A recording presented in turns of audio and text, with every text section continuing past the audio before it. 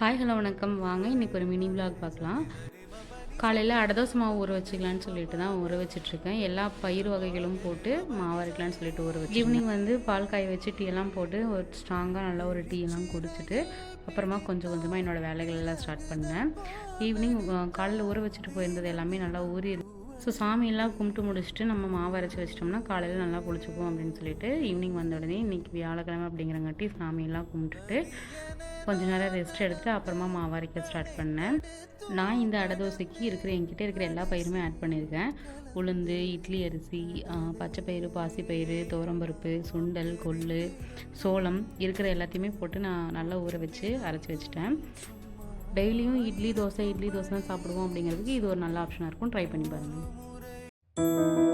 गरि मगरे सनि सनि म पनि स पनि म प मगरे म प प नि द मगरे